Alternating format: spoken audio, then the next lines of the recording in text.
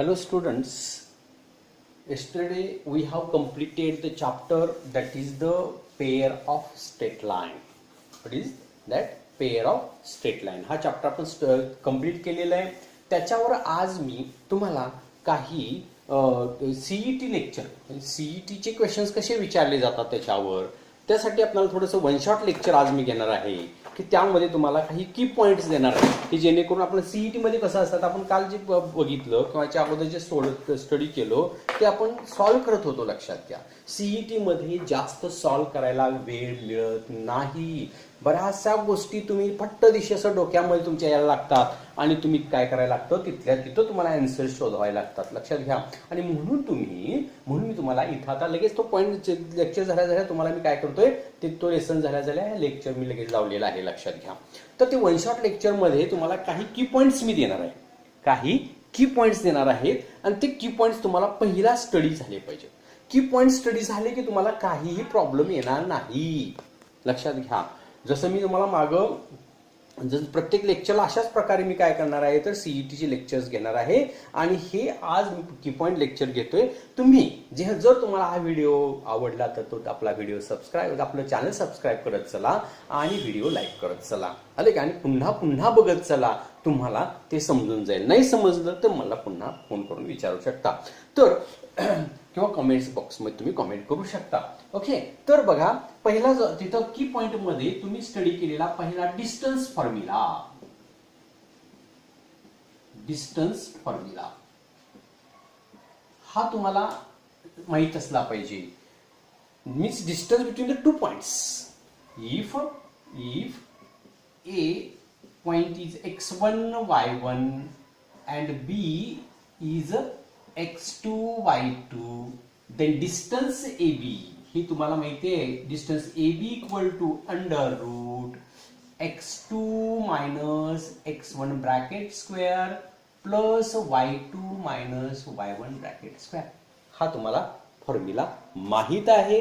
11th मध्ये आपण शिकलेलो आहे, 10th मध्ये शिकलेलो आहे, आता 12th मध्ये सुद्धा आपल्याला याची फारच गरज भासणार आहे. लक्षात घ्या. It is the distance formula. पाठ करून ठेवा फॉर्म्युला. आता याच्या पुढे आपण सेक्शन फॉर्म्युला. सेक्शन फॉर्म्युला म्हणून दुसरा फॉर्म्युला असतो सेक्शन फॉर्म्युला. Section formula. आता सेक्शन फॉर्म्युलेमध्ये दोन प्रकारचे फॉर्म्युले असतात. सेक्शन फॉर्म्युला म्हणजे काय पाहिजे. आता डिस्टन्स समजलं तुम्हाला. डिस्टन्स म्हणजे ह्या दोन पॉईंट मध्ये समजा या असं दोन पॉईंट दिले असतील आणि या दोन पॉईंट मधून तुम्हाला काय करायचे असतात, डिस्टन्स करायचे असतात. दिलेले कोऑर्डिनेट असतात त्याला x1 y1 सपोज करायचं, x2 y2 सपोज करायचं. समजा हा 4 5 पॉईंट दिलेला आहे, हा 6 9 दिलेला आहे, हा x1 हा y1 x2 y2 value put out करायच्या, सॉल्व्ह करायचं. तुम्हाला distance between the two lines, distance between the two points मिळेल. आता section formula means the point which divides the given segment in a ratio. Suppose AB is a segment and P is the point which divides the segment AB in 2:3 ratio, 1:3 ratio, 1:5 ratio, 5:7 ratio. काही ratio मध्ये ते काय करत असेल, divide करत असेल तर त्याला या पॉइंटचे कोऑर्डिनेट काढण्यासाठी जो फॉर्म्युला असतो त्याला सेक्शन फॉर्म्युला म्हणतात. आता काही हा जो असतो तो या सेगमेंट AB ला आतल्या बाजूने इंटरनल डिव्हिजन केला, आतल्या बाजूने डिव्हिजन केला. सो इथं आपण काय म्हणणार आहोत त्याला section formula internal division formula म्हणणार. काय म्हणणार आहे? Internal division formula. आता इंटरनल डिव्हिजन फॉर्म्युला मध्ये मी असं म्हणतो if A x1 y1 b x2 y2 be the points and p xy divides internally. आतून डिव्हाइड करतो आतल्या बाजूला. म्हणजे ह्या सेगमेंट एबीच्या मध्ये जर कुठे मध्ये आधीमध्ये कुठेही असू दे, मध्ये कुठेही असू दे, मग अगदी बरोबर मिड पॉइंटला असला पाहिजे असं काही नाही. लक्षात घ्या. डिव्हाइड्स internally internally in the ratio m as to n. आता हा जे 2 मी 3 नंबर देत राहा m as to n काही असेल, m ची व्हॅल्यू काय देतील, n ची व्हॅल्यू काही देतील, ते आपण m as to n suppose करणार आहे. आणि तो फॉर्म्युला असतो, तो फॉर्म्युला असा pxy equal to mx2 plus mx1 divided by m plus n, my2 plus ny1 divided by m plus n. लक्षात घ्या, हे जे असतात ते आता पेअर ऑफ स्ट्रेट लाईन मध्ये हे फॉर्म्युले नाहीत आपण शिकलो, पण 11th मध्ये शिकलोय. म्हणजे सीईटी जी आहे ती तुम्हाला 11 प्लस 12 ह्या दोन गोष्टीचं कॉम्बिनेशन असतं, लक्षात घ्या. आणि त्यामुळे तुम्हाला स्टडी हे करणं गरजेचं आहे आणि त्यामुळे हे फॉर्म्युले बघायचे. आता हा झाला एक्सटर्नल डिव्हिजन. आता मी तुम्हाला जर इंटरनल डिव्हिजन जर म्हटलं, हा झाला इंटरनल डिव्हिजन. आता एक्सटर्नल डिव्हिजन असेल तर हा पॉईंट कसा असतो पहा, हा पॉईंट पी जो आहे तो इकडे बाहेर पी असणार आहे. हा टोटल एम आणि हा एन असा असतो. टोटल हा तुमचा एम ॲज टू एन असं असतं. मग ह्याला मी एक्सटर्नल डिव्हिजन असं म्हणणार. नाव काय देणार दुसरा एक्सटर्नल डिव्हिजन असं मी म्हणणार.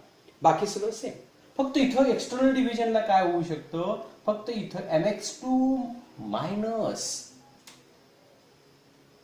nx1 divided by m minus n, my2 minus ny1 divided by m minus n. फक्त एवढाच मायनस चेंज झाला की एक्सटर्नल डिव्हिजन. इंटरनल डिव्हिजन मध्ये फक्त प्लस तोच फॉर्म्युला. एक्सटर्नल डिव्हिजन मध्ये आपण काय केलेलं आहे तर रूपांतरित केलं. लक्षात आलं का तुमच्या? हा दुसरा पॉईंट. तिसरा फॉर्म्युला जो आहे तो मिड पॉइंट फॉर्म्युला. आता मी मगाशी म्हटलं होतं की m as to n, लक्षात आलं का?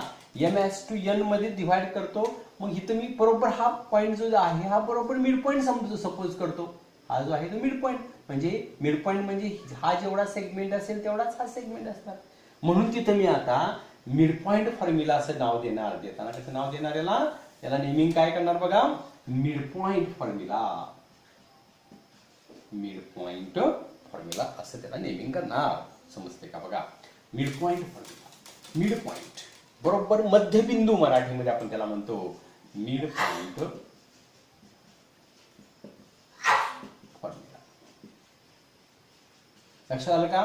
पुन्हा एकदा पहा. सेक्शन फॉर्म्युला इंटरनल म्हणले की mx2 plus nx1 divide by m plus n, my2 plus ny1 divide by m plus n. External म्हटलं की मायनस फक्त घ्यायचा. आता मिड पॉइंट फॉर्म्युल्यामध्ये mx2 plus nx1 divided by m plus n असंच असणार आहे. फक्त इथं हे m1च असणार आहे, n सुद्धा 1च असणार आहे. m आणि n हे काय सेम असते हो. ही जी व्हॅल्यू आहे हे सेम असणार आहे. त्यामुळे 1 1 असतं. त्यामुळे हा m येत नाही. 1 1 असला तरी 1 असेला तरी 1 1 असणार आहे. इथं प्लस असतं. हा इथं असेल तर 1 1 असणार आहे. हा 1 1 असणार आहे आणि हे 1 1 असणार आहे.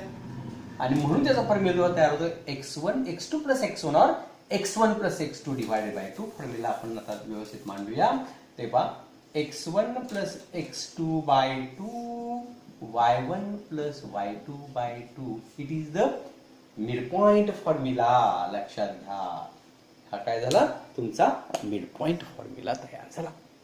आता मिड पॉइंट फॉर्म्युल्यामुळे तेव्हा त्या सेगमेंटला बरोबर मिड पॉइंट मध्ये डिव्हाइड करणाऱ्या पॉइंटचे तुम्हाला काय मिळाले, कोऑर्डिनेट्स मिळू शकतात. म्हणजे हे सगळे आपण काय केले, मिड पॉइंट फॉर्म्युले आपण पाहिले.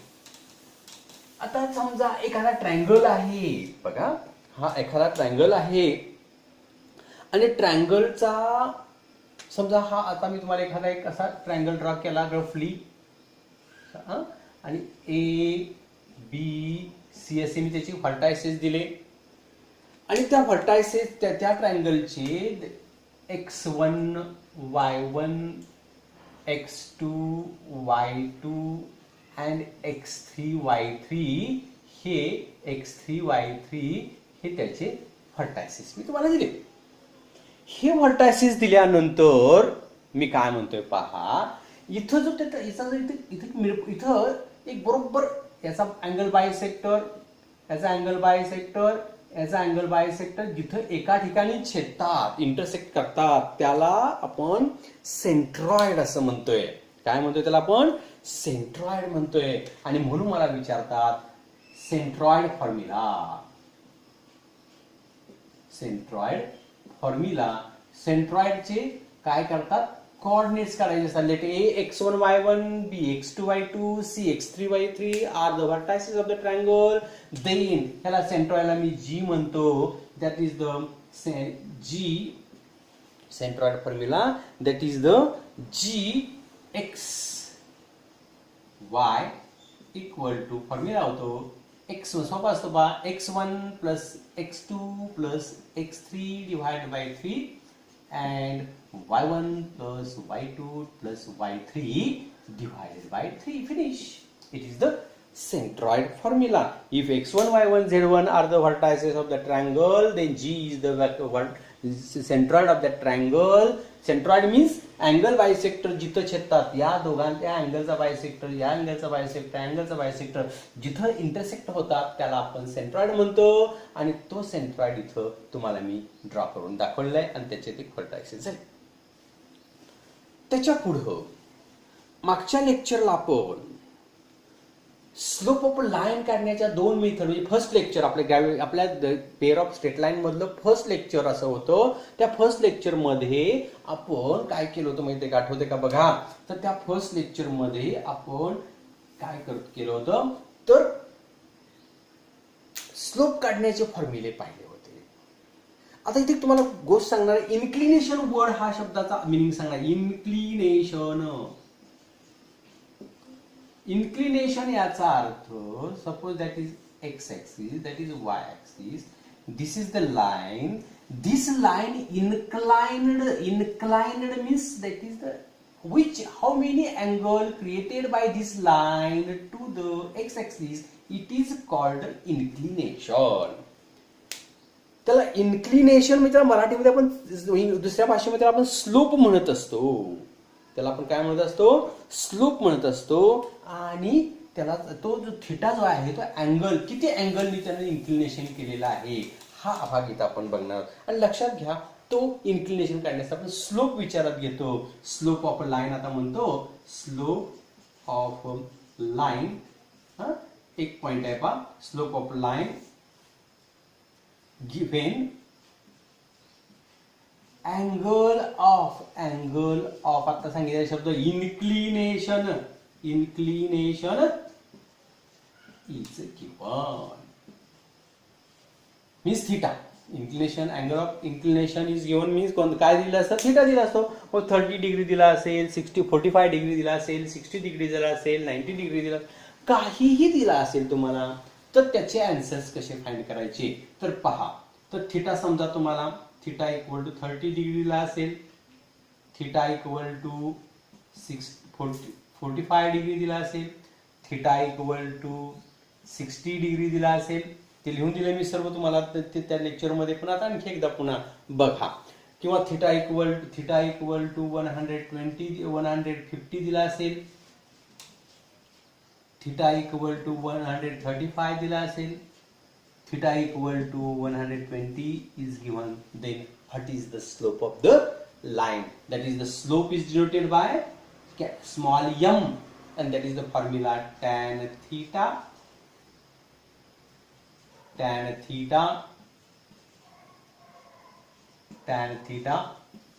You all know त्या व्हॅल्यू सगळ्यांना माहिती आहे. तरी सुद्धा आणखी एकदा रिवाइज होते बघा. अगदी पहिलं लेक्चर जे आपलं आहे त्या लेक्चरचे आपण लेक्चरची रिवाइज केल्यासारखं होते. म्हणजे आपल्याला सीईटी साठी उपयोगी पडणारे पॉइंट्स आहेत. आणि एकदा जर तुम्हाला जर पहिला लेक्चर मिस झाला असेल तर तुम्हाला हे लक्षात येते बघा. आता थिटाची व्हॅल्यू 30 ठेवली आपण, m इक्वल टू tan 30. आणि हे पार्ट पाहिजे तुम्हाला, m इक्वल टू 1/√3. tan 30 ची व्हॅल्यू आपल्या टेबलमध्ये, ट्रिगोनोमेट्रीच्या टेबलमध्ये तुम्हाला व्हॅल्यू माहिती आहे. ती काय आहे बघा, तर 1/√3 आहे.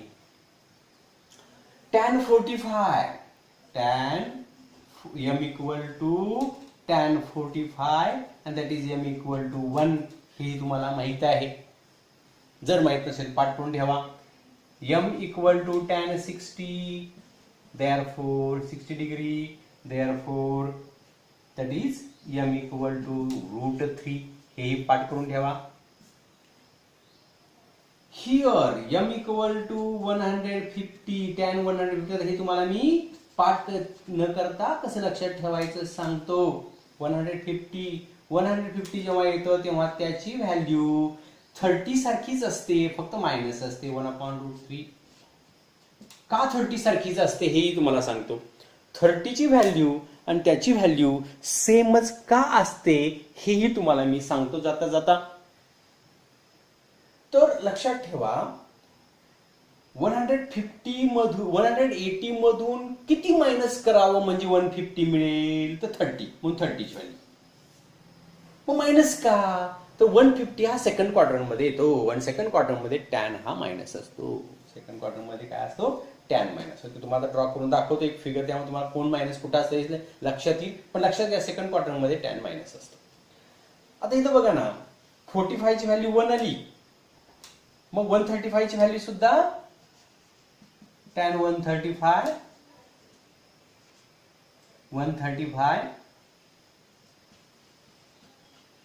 हे सुद्धा 1च, पण -1 येणार का, तर आता मी सांगितलं 180 मधून 45 मायनस केला 135 येतोय आणि 135 आला म्हणून तीच व्हॅल्यू घ्यायची, पण सेकंड क्वाड्रंट मधून म्हणून मायनस. आणि सेम तसंच इथं सुद्धा m equal to tan 120 degree means m equal to -1/3.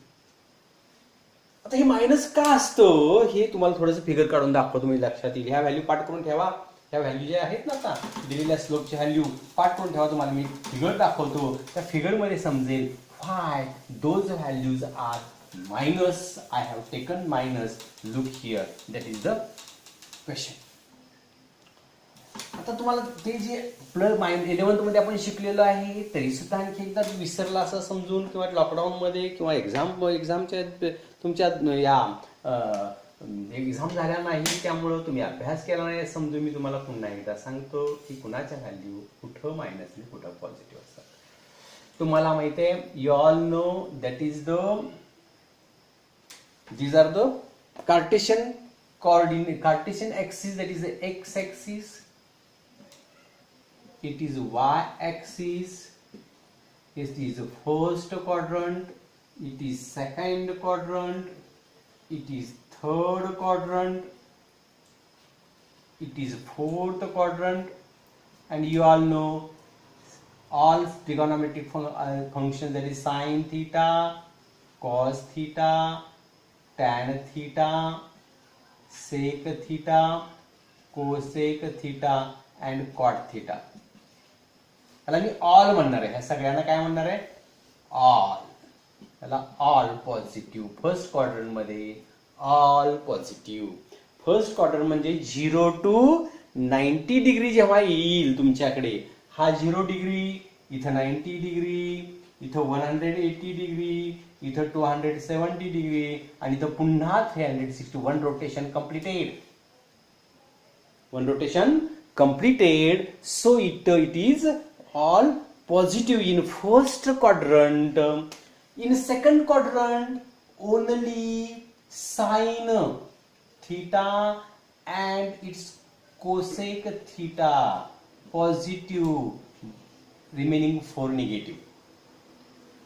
Here tan theta and cot theta positive, remaining negative, and here cos theta and sec theta positive, remaining negative.